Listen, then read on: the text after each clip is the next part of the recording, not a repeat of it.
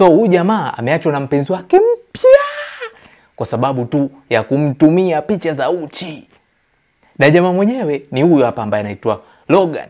Logan yeye yupo single, haishi na mtu yoyote yule, wala hajaoa wala nini.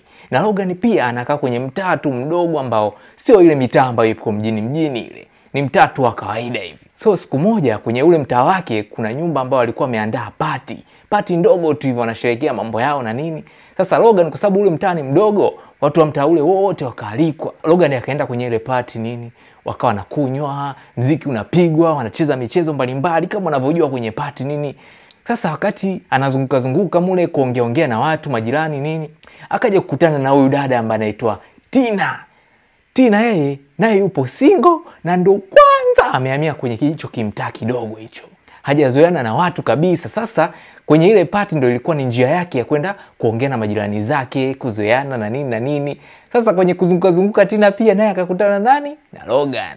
Sasa wakaanza kuongea pale, Logan ana smile sana nini, akawa anaonekana kama ni mtu ambaye ni mwema. Kwa hiyo Tina akamwamini, akawa anaongea naye sana kuliko wale majirani zake wengine. Umeona, sasa maongezi yakaenda ikatokea kwamba kuna mvuto ukaanza kutokea kati ya watu wawili. Na wakakubaliana kwamba baada ya ile party wapange siku nyingine tena waweze kuongea zaidi na zaidi, waweze kujuana zaidi, kwa sababu tayari kulikuwa kuna mvuto ambao unaendelea kati yao. Kwa wakachukua namba pale, wakabadilishana namba, wakaanza kuongea nje kabisa ya party pale.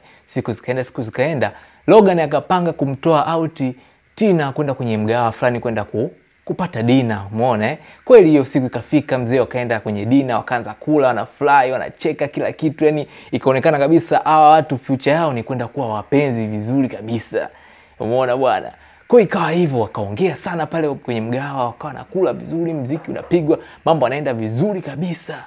Walipomaliza pale, wakawa wanatoka sasa. Kwenye kutoka hivi, kabla hajafika hata kwenye gari, Logan akamchukua yule mtoto, akamvuta hivi, akamgeuza yani kama vile wanacheza muziki, akamkamata kiuno, akaenda kwenye kisi mzee.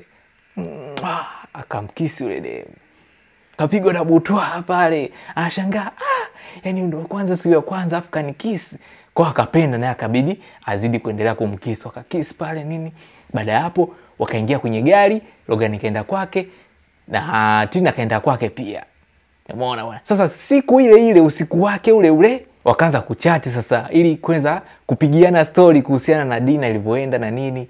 Sasa Logan kwenye kuongea sana akasema, "Vipi, umependa chakula ambacho tumekula leo?" Tina akasema, "Ndio, nimependa, chakula kizuri sana, nashukuru sana kwa kunitoa out, nimefurahi sana." Sasa Logan baada ya kuona kwamba Tina amependa kile chakula ambacho amekula, akaanza kumwambia, "Sasa unaonaje kwamba baada ya chakula tulichokula kile tule dessert sasa?" Sasa dessert, kama mtu ajui, dessert ni yani chakula chochote kitamu ambacho unakula baada ya kumaliza mlo kamili ule wa kwanza ule.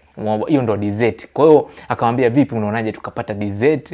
Alipomwambia kwamba unaonaje tukamalizia na dessert, ndio pale akachukua simu yake akapiga picha ume wake akamtumia Tina.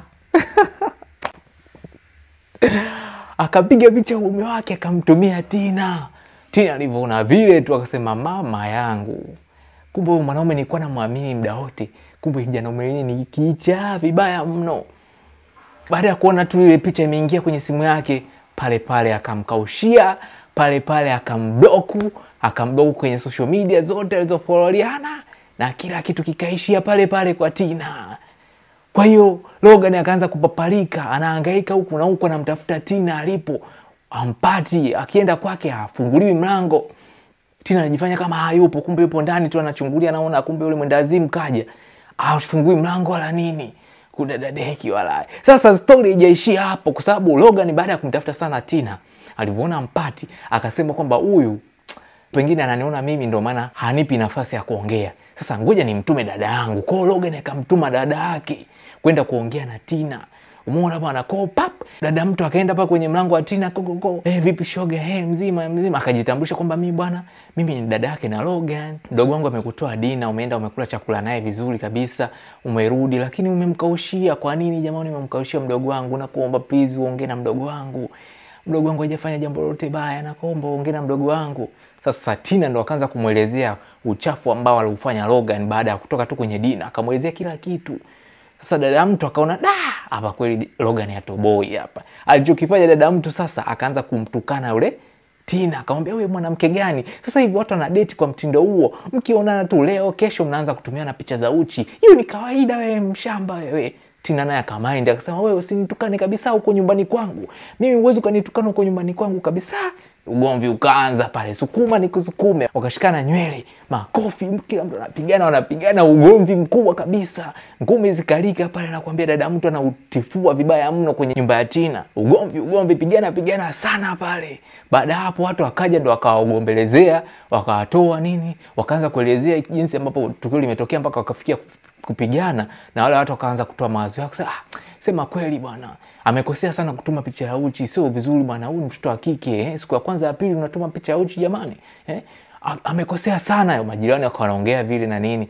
Kwa baada ya pale sasa dada Logan akaenda kwake, akaenda kumwambia bwana, kumbe mwenyewe umeharibu, umetuma picha ya uchi kwa mtoto ndio maana amekaushia. Kwa hiyo Logan akajua kabisa kumbe ile picha ya uchi ndio ikawa ndio sababu ya yeye kukaushiwa bwana.